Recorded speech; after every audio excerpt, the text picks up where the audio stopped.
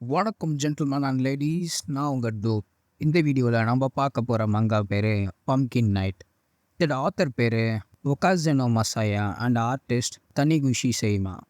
Mental ஹாஸ்பிட்டலேருந்து தப்பிச்சு தன்னை இந்த நிலைமைக்கு ஆளாக்குனவங்க மேலே ஜஸ்டிஸ்க்காக ரிவெஞ்ச் எடுக்க பம்கின் மாஸ்க் அணிகிற பொண்ணோட கதை தான் இது. வாங்க மங்காக்குள்ளே போகலாம்.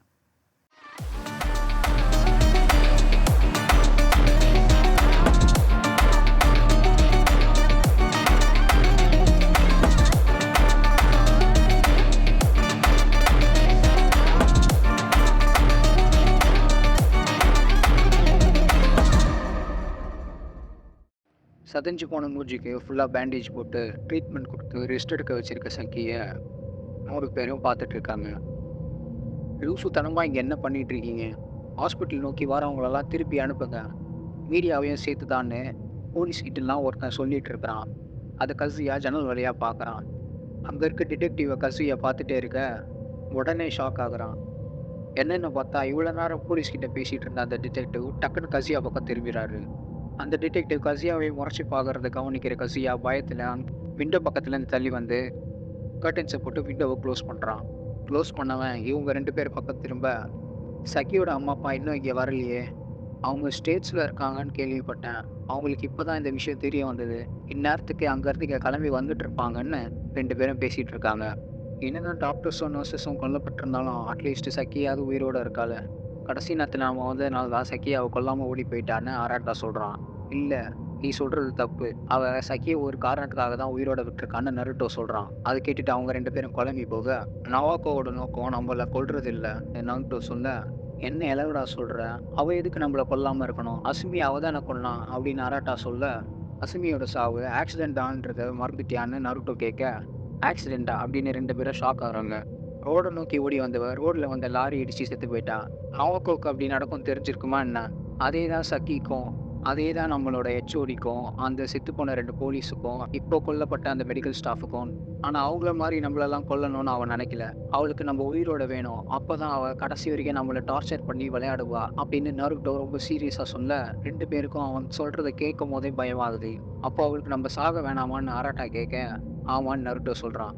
இருந்தாலும் சக்கியை அசுமியோட காஃபினில் சேர்த்து எரிக்கிறதுக்கு அவள் என்னென்ன பண்ணா அதெல்லாம் ஞாபகம் இருக்குல்ல, அதனால் நம்ம பழைய பிளான் படி போலீஸ்கிட்ட எதுவும் சொல்ல வேண்டாம், நம்மளே இதை பார்த்துக்கலான்னு நருட்டோ சொல்கிறான். அதை கேட்டு அரட்டா ஷாக்காக நருட்டோ டிட்டர்மைண்டாக இருக்கான். எப்படினாலும் நவாக்கோ நம்மளை தேடி வருவா, அப்போ அவளை பிடிச்சிடலாம், நம்ம கவுண்டர் அட்டாக் பண்ண ரெடியாக இருப்போம்னு அவளுக்கு தெரியாது, நம்ம ஃபர்ஸ்ட் ஸ்ட்ரைக் பண்ணால் கண்டிப்பாக அவளை பிடிச்சிடலான்னு நருட்டோ சொல்ல, அராட்டா கொஞ்சம் யோசிச்சாலும் ஓகே கேட்க நல்லா இருக்கு, நம்ம இதை கண்டிப்பாக பண்ணலான்னு அராட்டாவும் ஜாயின் பண்ணிக்கலாம்.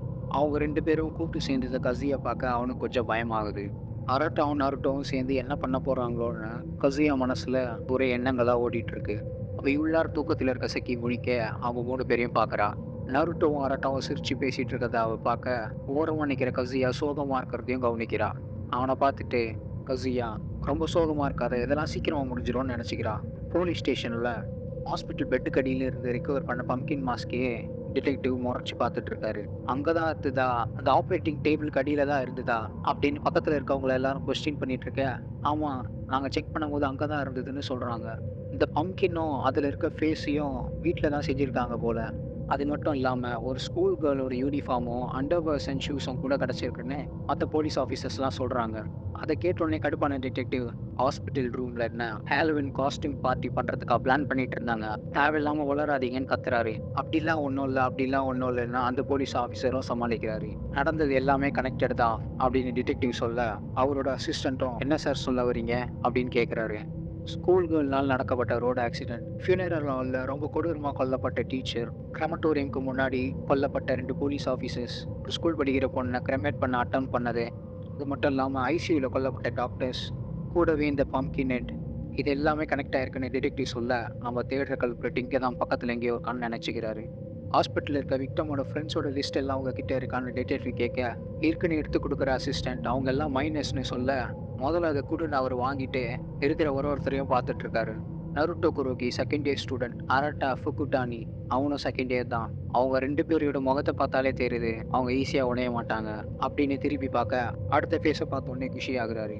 கஸுயா மக்கினோ இவன் தான் கேட்ட உடனே உளறி கொட்டுற மாரி இருக்கான். அப்படின்னு டிடெக்டிவ் சொல்ல, ஹாஸ்பிட்டலுக்கு வந்தா, "இன்னொரு பாடி இருக்கா?" அப்படின்னு டாக்டர் கேட்க, ஆமான்னு நர்ஸ் சொல்றாங்க. ஐசியூல இருக்க டாக்டர்ஸும், நர்ஸஸையும் சேர்த்தா மொத்தம் 8 பேர் தானே இருக்கணும் அப்படின்னு டாக்டர் கேட்க, அப்படிதான் இருக்கணும். ஆனா மார்க்குக்கு கொண்டு வந்ததுல மொத்தம் 9 பாடிஸ் இருந்தது. எக்ஸ்ட்ரா ஒரு பாடி இருக்குன்னு நர்ஸ் சொல்றாங்க. ஒருவேளை வேற ஹாஸ்பிட்டல்ல இருந்து வந்த டாக்டரா இருக்கலாம்ல? டாக்டர் கேட்க, இல்ல அப்படி இல்லைன்னு நர்ஸ் சொல்றாங்க. பரவாயில்ல அந்த பாடியும் சேர்த்து அது ஒண்ணும் எதையும் மாத்த போறது இல்ல. நான் மத்த ஹாஸ்பிட்டல் அப்புறமா செக் பண்ணிக்கிறேன்னு அந்த டாக்டர் சொல்லிட்டு போயிடுறாரு. இல்ல கேளுங்க. அத பார்த்தா எலக்ட்ரிக்யூஷன் மாரி இருக்கே. பாடிய பார்த்தாலே நல்லா தெரியுது. ரொம்ப மோசமா எரிக்கப்பட்டிருக்குன்னு. அப்படின்னு அந்த நர்ஸ் சொல்றாங்க. அப்போதான் அங்க இருக்க எக்ஸ்ட்ரா பாடி சக்கின்னு நமக்கு தெரிய வருது.